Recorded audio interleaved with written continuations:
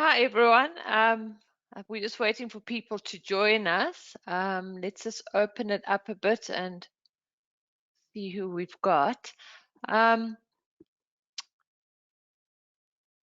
Whilst we're waiting for people to log on to the webinar, could you perhaps just type in the comments column there whether you're working from home or whether you're completely shut down at this time? You know, what is the sort of level of business activity at the moment on your end?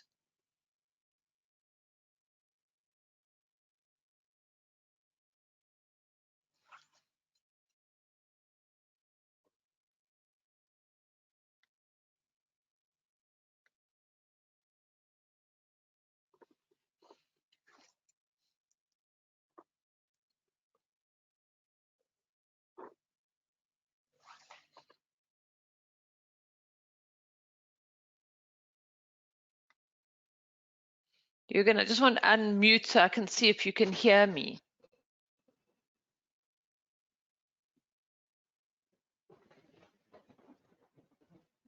Jürgen?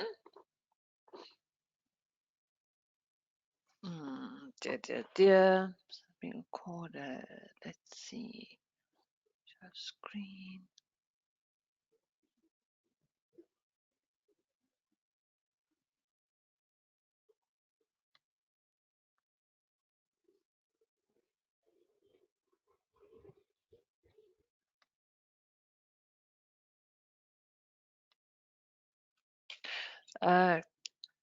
Can somebody just type into the comments box block this, letting me know whether the audio is working, whether you can hear me?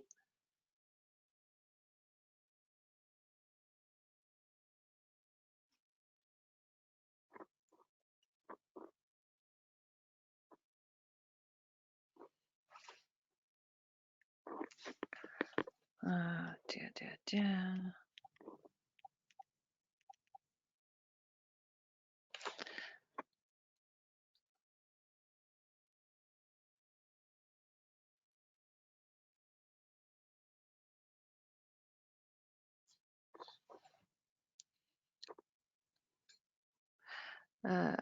Annie,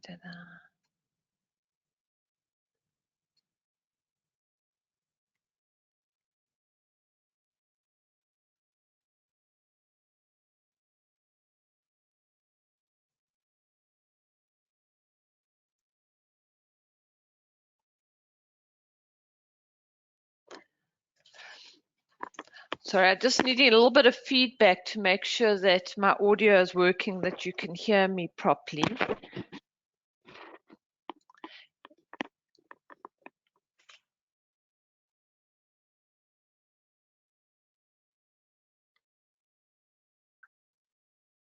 Nadia? I can hear you. Can you hear me? I'm just looking. Can you hear me? Okay, I just wanted to confirm that people could hear me.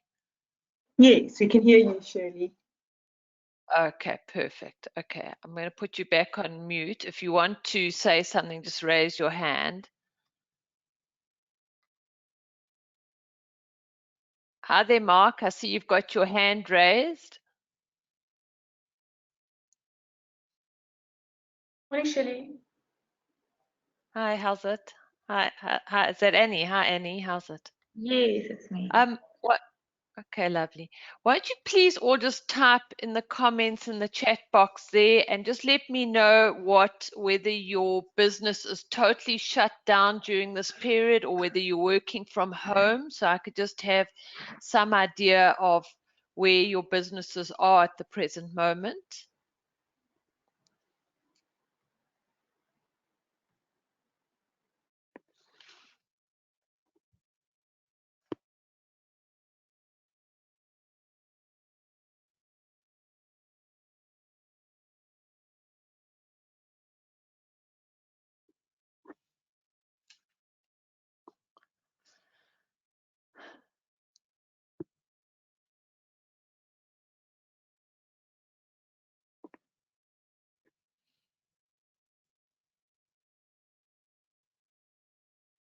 Okay, we're just waiting for the last of the people to check in. We'll start promptly at 9:15.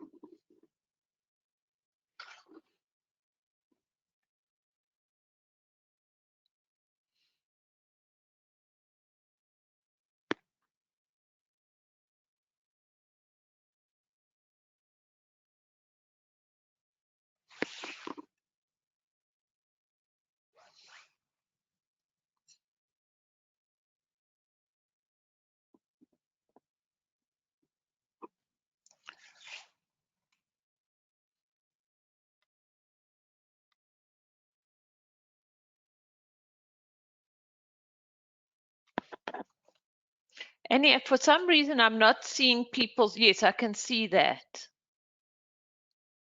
I can see that, but I'm not seeing any. Has no one put anything into the chat line? I don't think anyone's put anything in the chat line then. Okay. That's cool.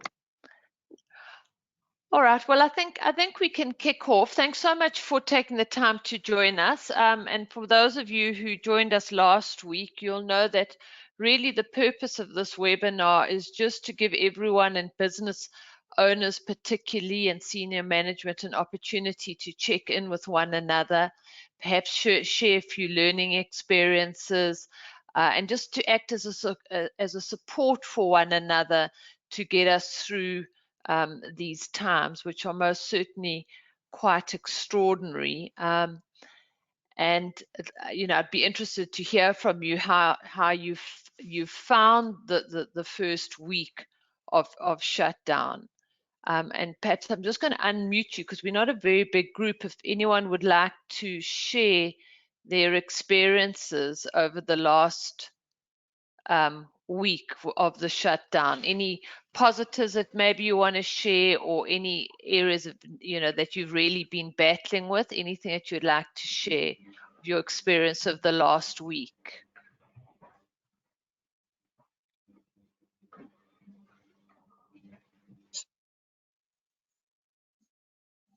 Yeah. Shirley, can you hear? Yeah, I can, Mark. Yeah, this is Mark from Master Movers. Yeah, we continue to assist our clients by doing online removal and storage quotations. Obviously, not being designated an essential service because we're not transporting essential goods, we aren't able to do those moves until after the shutdown. Since the lockdown started, we've seen a steady decline in the online inquiries, but still, they're still coming through. People looking for after the event. So we're dedicated to trying to build our pipeline. So once we're allowed to move once again, we can assist clients. But there has been a drop off in the amount of inquiries online as people get used to the situation. That's our experience. Okay, cool. Thanks for sharing that with us, Mark. Anyone else?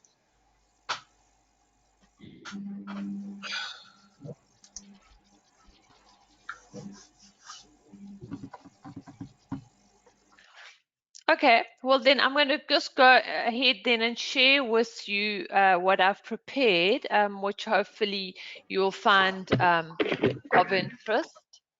I just want to mute everyone. Okay, so I think that the important thing that we've got to remember, oh dear, dear, dear, why is my screen frozen on me? The important thing we've got to remember is that sorry, let me just try and get my screen working here. It was working before. Oh dear.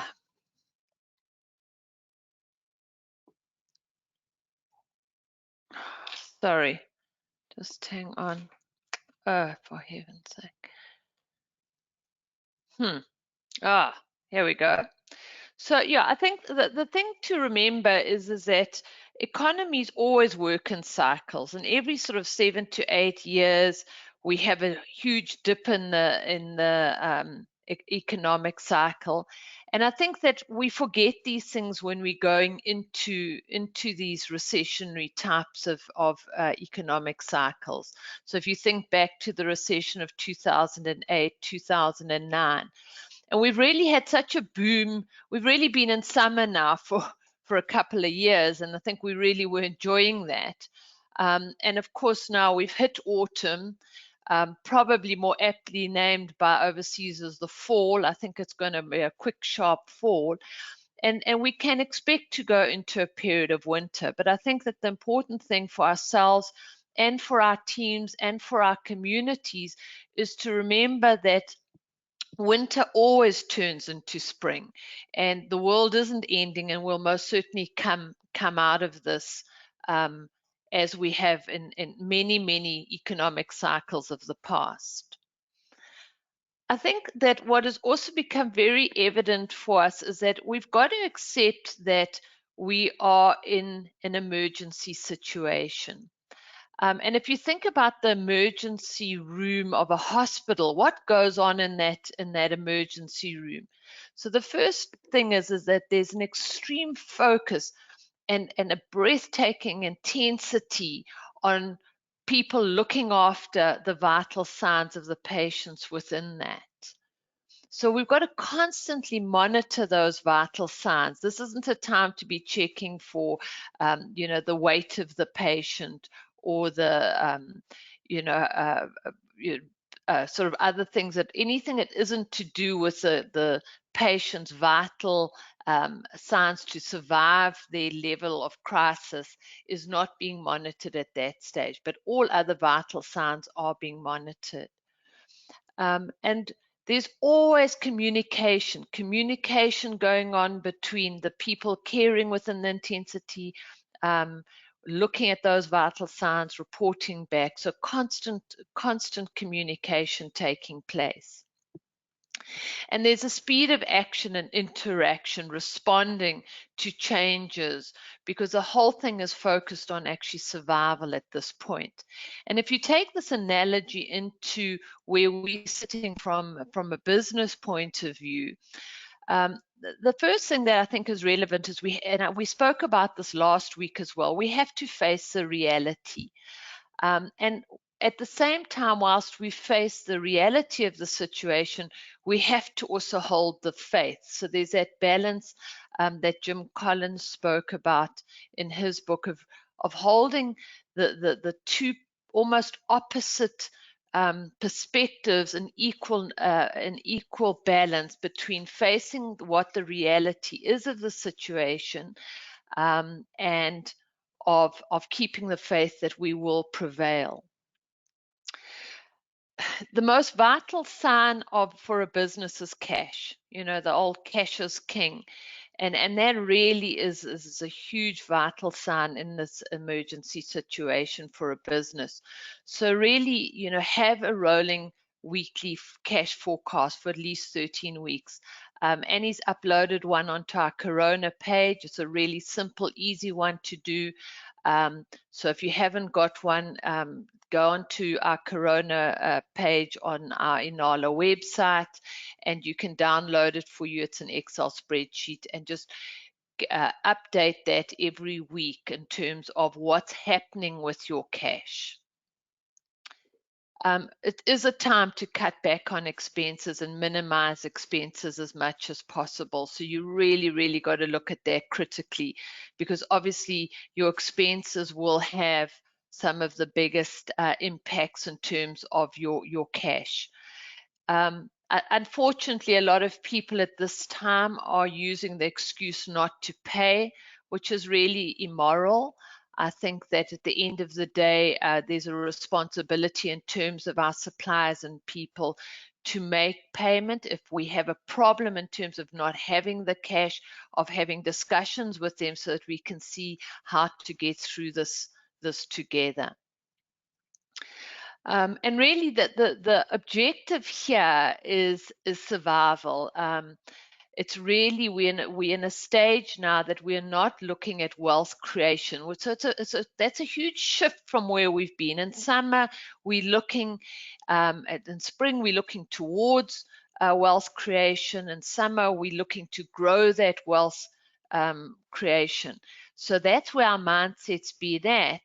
And we have to change that mindset, and we have to change the mindset from how do we create wealth within our businesses and within our lives to how do we avoid losses. So it's a change in mind shift and a change of approach, both from looking at your businesses as well as in terms of our personal wealth. And the key is really to have a plan. And things are changing so fast, one might be tempted to think really a plan is, well, what's the use of a plan? By next week, I don't even know what's going to be happening, and I make a plan and it's changing all the time. The most important thing about a plan is that it forces you to think. It forces us to think about What are the options? What could we be doing? What's a better way to doing it?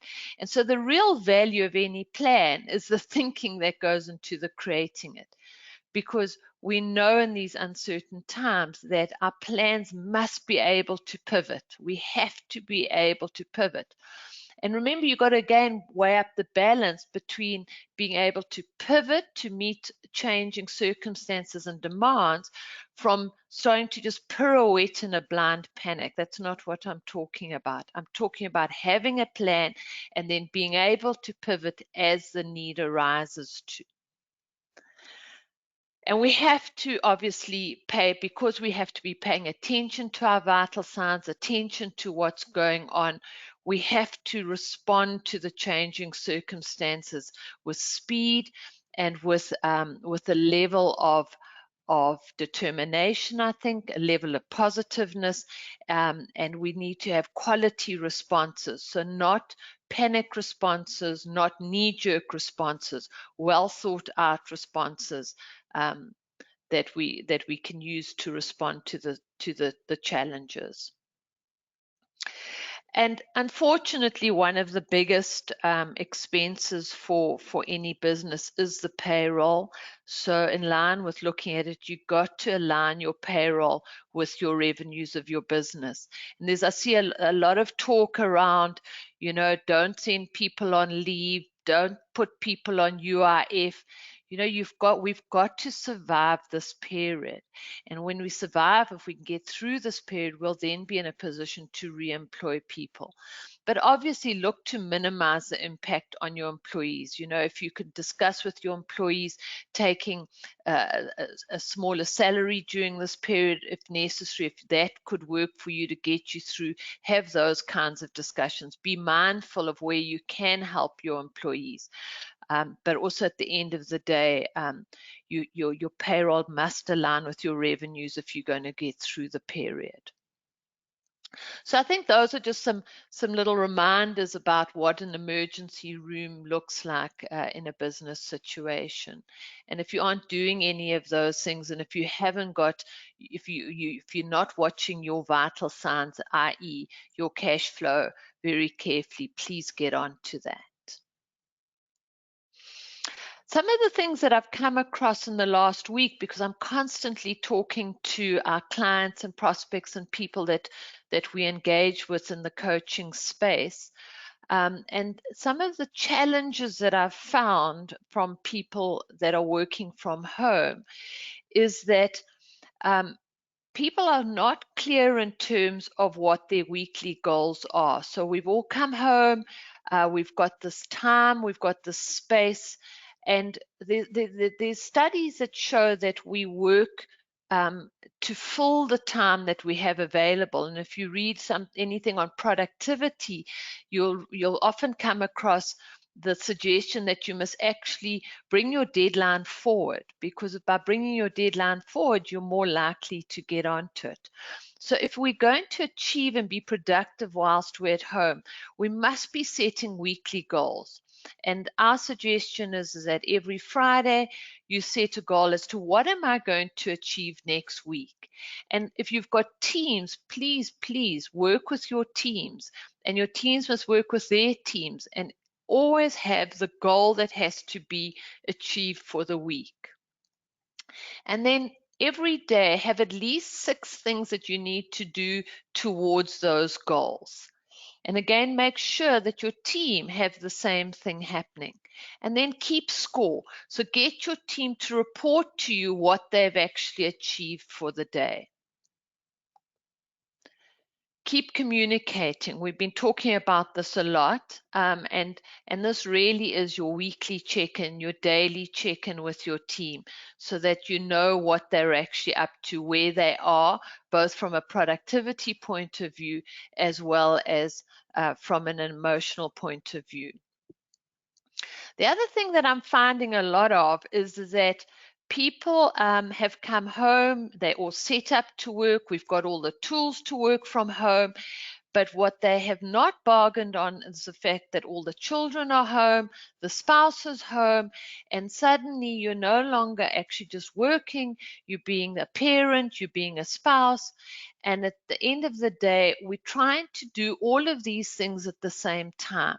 It just doesn't work. So I really, really encourage you, if you're in that situation, to negotiate with your spouse shifts if you've got children, shifts if you have to share the Wi-Fi or the computer or the space in terms of talking to clients and people, but negotiate some family routines around this, because especially for the moms, I'm seeing moms trying to run full-time jobs and looking after their young children. It just can't work. You need to create some disciplines with what you have available. So negotiate with your spouse if you've got a spouse to negotiate with.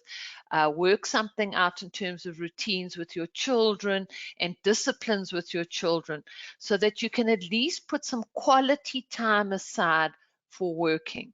And in my opinion, if you can start the morning and if you can get through a good 4 to 5 hours of concentrated work in the morning, you probably will achieve as much as you would achieve in a full working day. But you're not going to be able to do that if you're also trying to be mom, housekeeper, and spouse all at the same time. You're going to have to do a little bit of compartmentalizing. The other just minimum care about our emergency situation that I'm seeing a lot of is just, when you go out, cover your face and mouth. If you don't have a mask, just get some material. Obviously, the denser the material, the better. And when you are out and about, if you go to the shops and you see other people without, encourage them to put some material around their face and their mouths. We really, really want to minimize this thing. We don't want to wait until it's an absolute disaster people start getting the message. So do it yourself as an example, even if you don't feel you need to make it's the responsible thing to do, and always encourage anyone else that you come across to do the same. Of course, the sanitization of hands is a good idea. Oh, sorry, the other thing that I'm told with the face masks and stuff is that put them in the sun, put them in the microwave, because the germs can settle on them. So just do that to kill off anything that might have settled on them. The good old face steam, if you feel like you're getting a bit of a dry cough or any of those dreaded signs, by all accounts, the virus can't take heat. So you could be blowing a hairdryer up your nose, but I suggest that perhaps it's a whole lot easier just to boil some water, put in a bowl, get a towel, put your face over it if you like. If you've got some, put a little bit of Vicks in that and just breathe in that steam for a bit, and do that every hour or so, and you probably will achieve the same as the blow drying strategy. The other thing in terms of self-care is really, really be discerning about the social media. I've seen that over this period, statistically, there's been a 75% increase in social media, people being on social media. Interestingly enough, the same polling shows that only 11% of people find the social media reliable or trustworthy. So we're getting on, we're watching all sorts of social media, even though, and this is what the stats is really saying, even though we think it's a load of nonsense and it's not trustworthy. Unfortunately, people like to share the disasters. They like to share the bad stories. My approach to it is, I'm not trying to live in a fairy tale or think that this isn't a worrying situation. I think that the situation is as bad as it can get. I don't need somebody else reminding me how bad it is. I accept that it's bad. I know that it's bad. And I'm simply focusing on what can I be doing for myself, for my family, and for my clients, my business community to get through this. So the idea of controllables and non-controllables, I think really really works. So again, be very discerning about the social media. And I would really encourage you to stay away from the general chitter chatter and only look into the more reliable sources and people that you know to be trustworthy. It seems a bit of a waste of time to be consuming 75% more social media when really none of us actually think it's very reliable or trustworthy in the first place. And also encourage your family around this, and also encourage your teams around this. Very important to encourage your teams and your communities to do the same. The minimum care for us, and we have to deal with it. We have to deal with our own fear, false expectations appearing real. I shared the slide last week as well. We are the placebo. There's been any number of studies that show what the placebo effect is about. It's a well-documented, researched phenomenon. And we have to accept that there is so much fear out there. We're talking to people all the time, and the fear it's paralyzing. And at the end of the day, it's not going to assist us at all with dealing with what we're currently dealing with. So be aware of your own fear, find a way to cope with that fear, and be aware of your team and your family's fear, and also find a way to cope with that. And in my experience of that is that where you step up as leaders, that really does help in these fearful situations. And remembering that leadership doesn't mean to say you have all the answers. It simply means is that you know where you're going to, you have a plan to get there, and you're decisive in terms of that, and encouraging with your team. And obviously you will pivot when you need to. So please, play that leadership role for your communities. So just a few things that one can do whilst we're in these situations, because at the end of the day, when we can focus on things and start doing things, it is cathartic for us as people. And there's so much that we can't do at the moment. And that's when the fear and the negativeness sets in. So if one looks at this idea of having a dream, and if we take our dream and we turn our dream into a goal, and by writing that dream down, and from there, if our dream is big enough and important enough to us, we're going to need to learn a thing or two along the way. So what are the things that we need to learn in order to support us in attaining our goals, which will ultimately attain our dreams? From our goals, we want to break that into a plan. So a goal without a plan really is a little bit of wishful thinking. So we really have to actually have a plan. And I've already said to you, the most important part of planning is the thought that actually goes into it.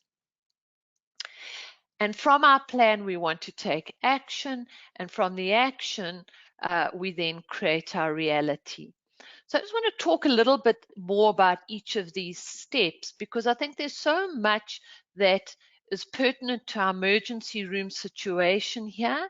And there's also a lot of opportunity for us with some of the extra time that we have being at home, that we wouldn't ordinarily have to turn our mind to some of these areas. So if we look at the dream, do you have a vision and a mission statement? Do you have one for your business?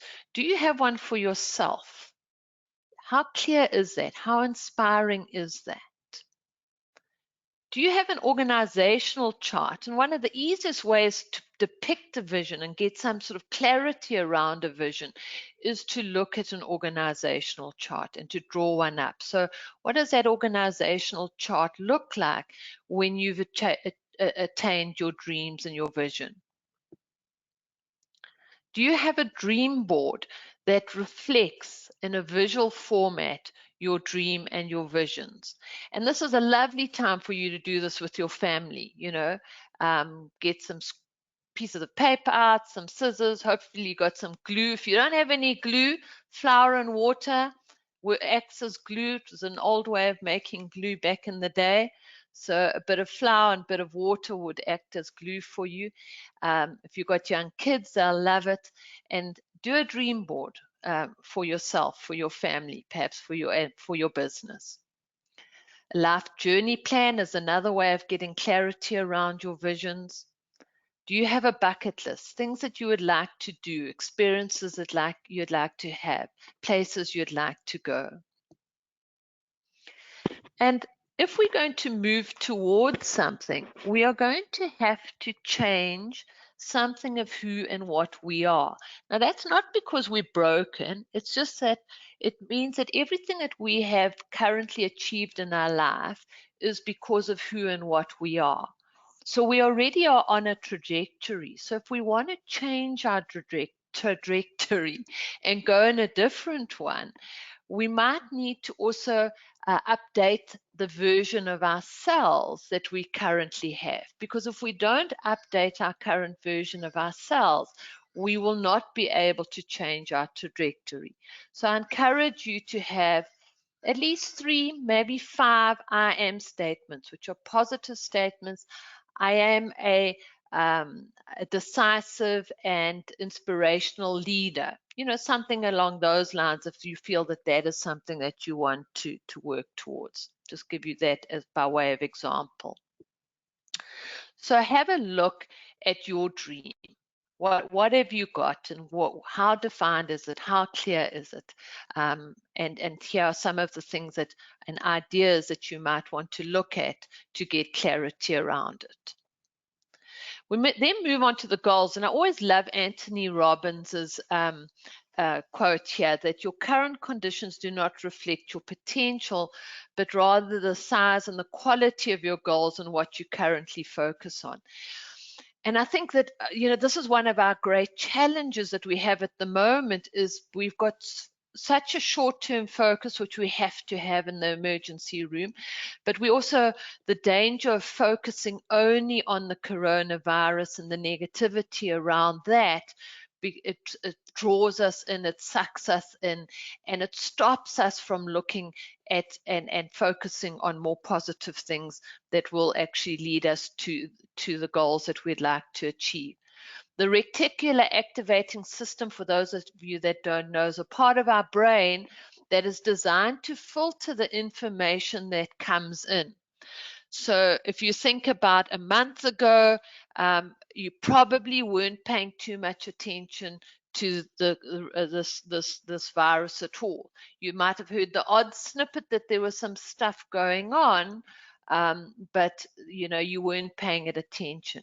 Now that your brain knows that this is important to you, it's just everywhere. Every time and most certainly it is around a lot, but you're hearing about a lot, it's coming up a lot. And so that's what happens to us, is that we go from when we haven't told our brain, our RAS, our reticular activating system, that something's important to us, it filters it out as unimportant. And that's why when we set goals, we basically, the most important thing that we're doing is we're telling our brain that this is something that's important to us. And our brain then starts letting in things that support the attainment of that goal. And that's how you get the synchronicities, etc. And of course, goals have to be smart, specific, measurable, achievable, relevant with a time frame. Otherwise, they really are no more than a wish and a prayer. So do you have long-term goals? So if you've got some time on your hands now, this might be a nice time to think about what are the long-term goals that you need to achieve in order to support your dream. You have to have short-term goals, because otherwise you are not focused in your emergency room where we all are now. So what are your short-term goals, both for this period and also in terms of getting out of this as quickly as possible once the lockdown's lifted? What are your monthly, weekly, and daily goals? And I've already spoken about that. Make sure, whilst we're in lockdown, your team has very specific weekly and daily goals. And that is hopefully a habit that you can then carry back out into when we're back out of lockdown, that you'll continue throughout with yourselves and with your teams to have very clear, what do I want to achieve over long term, what I want to achieve in 90 days, what I want to achieve in the next month, what needs to be achieved in the next week, and then in order to do that, what must be achieved daily. You know, it's just so important that we line up these goals, because whatever action you take uses up energy, and the energy that it uses up is cash, it uses up time, and the other energy it uses up is our own vital energy, our motivation, our health, our feelings, our emotions. So all of those energies that are used in any direction that we go down are just such important things. And if we don't line them up, we don't get the benefit of the knock-on effect, the benefit of the momentum that achieving goals starts to create. And so we end up getting exhausted, and we wonder why we run out of time, we run out of cash, we run out of motivation, energy, because we just are exhausting it so much trying to get a level of momentum going, but then because our goals aren't aligned properly, we don't get any forward momentum where that you're knocking on your dominoes. It just is all energy in. So start lining your dominoes up, get your goals lined up.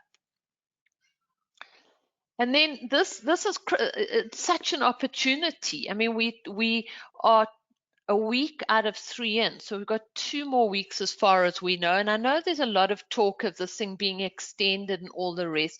We can't be certain. But at the end of the day, we must work on what we currently know. And what we know is we've got 2 more weeks of lockdown. If there's a change in that, we will pivot, but there really is no point in starting to go down the crises of assuming 90-day lockdowns and all of this type of thing. We must also work with the information that we have. So what is the skill that you would like to have, the knowledge or the wisdom that you would like to have coming out of the lockdown? And if you haven't started on that, you've only got 2 weeks left to gain that knowledge and skill. Where are you going to find it? Yes, there's reading books, but I'd really encourage you to look at, even if it's one critical area of skill that would help you to support you in terms of achieving your goals, and make that a priority, that you really start getting to grips and educating yourself with that during this period. What is your plan? So what is your plan to reach the goal? So again, you know, that's your long-term goals can come in there, but most certainly right now, what are your short-term goals? What are your weekly goals? Plans to reach your goals. So if you only have goals, you really are going to then go from pillar to post. Some things will work, some things don't work. You need to back your goals with plans. And obviously, once we're out of the emergency mode that we're in, we need to make sure that we have departmental goal plans for the departments and for our businesses throughout the different areas of our business. But also don't underestimate the plans that you need to have in place for your current emergency room as well. So right now in emergency, your plans need to focus on the short term. If you've got those in place, then you can give some headspace to starting to plan the longer term goals. Here's a great question. Do you do what you need to do every week, every day towards achieving our goals? So my experience of this, and I'm sure I'd like to believe I'm not the only one who does this, is that we know what we want to do, we know how, we've got our plan, we've got all of those things. But we're just going to tidy the desk. Then we'll get to the important stuff. We'll first just deal with the emails. Then we've cleared it and we can get to the important stuff. And really, the question is, how is that working out for you? You want to flip that around.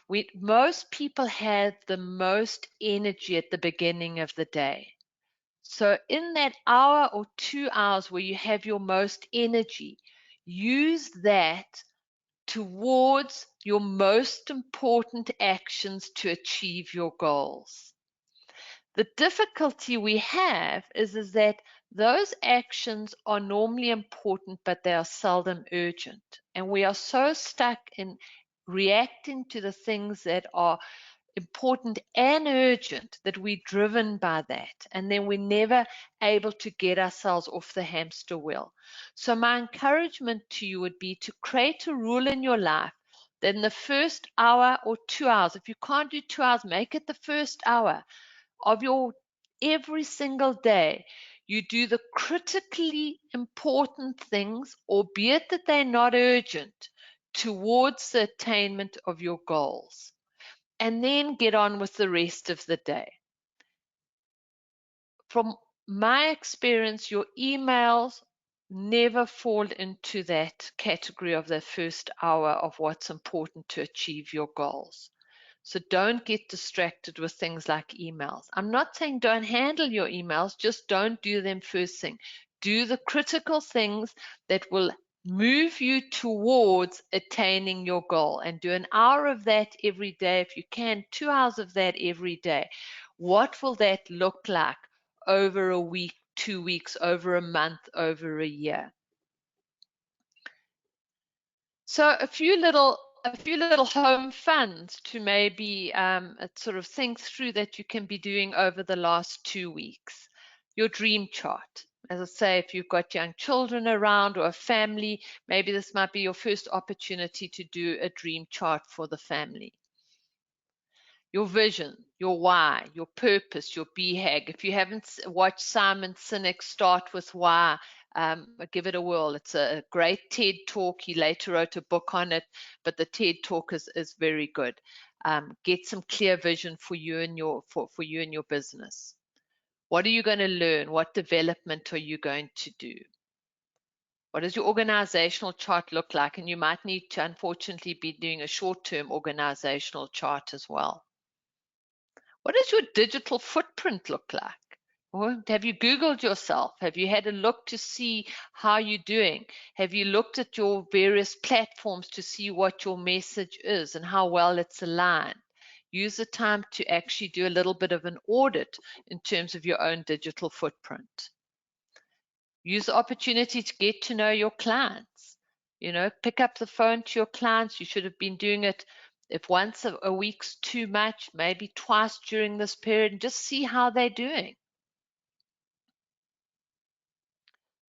It's an opportunity to revise your products and services. Do you want to continue offering all the products and services that you're currently offering? Or are there others that you've been thinking about bringing in? Or are there things that have come to mind as a result of this shakeup that might want you to revisit your product and services? Use the time and have a look at those.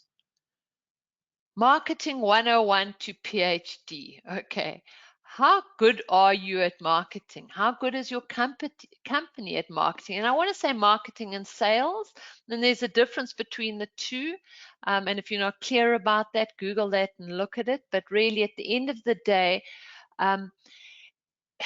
if you're going to grow a business and if you're going to, in this period, survive coming out of this, we are going to have to be really, really good at marketing and sales to bring about a quick turnaround when we come out of it. I think just at the moment as well, the idea that currently this is not the time to be selling. This is the time to be building relationships. So who can you during this time be building relationships with so that when you come out, you could engage with them and hopefully convert them to being customers. So I would encourage you to have a look at the Marketing 101 to PhD. Is that something that you would like to look at whilst you're on shutdown? Do you have prospects or people that you would like to engage with to build a relationship which in the long term will stand you in good stead? Review your financials, catch up your financials if they're not up to date, and take the time to review them, to critically have a look at them. And obviously that gives you also a lovely opportunity to review those costs as well. Have a look at your standard operating procedures. Where are there operating procedures that could be updated, that need to be fixed? And even if you can't get to be doing it all now, at least maybe come out with a clear plan of which of these SOPs need to be revisited post-corona. Is this an opportunity? Well, it is an opportunity. So do you want to use the opportunity to declutter and reorganize? You know, we tend to, in our busy, and I don't know, sometimes it's hoarding, but I think sometimes it's just that the pace of life is so fast. So we just keep bringing stuff in and never quite get around to chucking it out the back door and decluttering it out. And it's so important because it really does that. The more cluttered our lives become, the more stodgy weight it actually adds to us. And we need to be light and agile to cope with changes, to pursue dreams. And then, of course, we need to have an action plan for reopening. And I think next week on the webinar, maybe we can discuss this a little bit more of what are those sort of opportunities around that. And we'll also have more clarity as well as to where we are. And the last thing I'd like to encourage you to do is to build an EcoBrick. We're all at home. We've all got plastic that we're gaily putting into the ocean, well, into the rubbish dumps, into the rivers, and into the oceans. We've all seen the literal islands of this plastic being created in our seas, the pollution, the bad, effect it has on our environment. And it's such an easy thing to do. You get a 2 liter, you can in fact do a 1.5 liter and even a 500, but we're encouraging you to do a 2 liter bottle, and you get a stick and you stuff and you keep stuffing. You'll be amazed at how much you can get into an EcoBrick. They need to weigh about 500 grams, but if you don't have a scale, you need to be able to stand on it, and it mustn't go click, click and sound like it's going to crack. It must be nice and firm. And Annie's been working to put together for us an EcoBrick challenge. We're going to be meeting with some other people who are busy in this space to discuss how we can collaborate with them. And imagine if we could come out of shutdown with every person in the country having built one EcoBrick. By my calculations, that's anywhere between 55 to 60 million EcoBricks. And what could we build with that? Schools, homes, you know, just so much. And it's just such an easy thing to do. So if you're 5 in a household, the challenge is for 5. So if your 3-year-old's not so good at stuffing, help them stuff. But really we're going to be sharing as widely as we can our EcoBrick challenge to see whether we can just also create some other focus outside of pure crisis and corona. And al yoda, do or do not, there is no try. And really, I think that that's really what I wanted to share with you today. I'm going to take you off mute. So if there's anyone who would like to ask any questions. Oh, sorry. The other thing I did want to say to you is that if you don't know, we have got a Corona page. I think I have mentioned that on our website. And we've been collecting, and Annie's diligently been putting all relevant information that pertains to financial assistance that's available, the SMME assistance, the money that's been made available by some of the billionaires in the country, the procedures around UIF, just anything that we felt would be useful to you to have in one place from both a financial assistance point of view as well as any government regulations that might be pertinent to you. So please use that resource. Go onto our Corona page. It's Action Coach Inala or Inala Action Coach.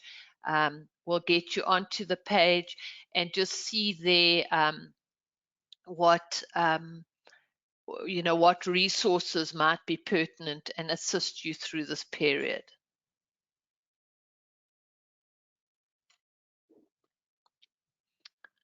Okay, let's see if I put everyone to.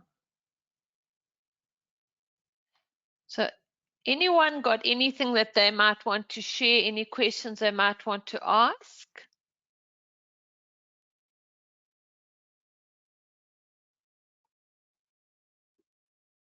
Okay, you can either type it in or unmute yourself.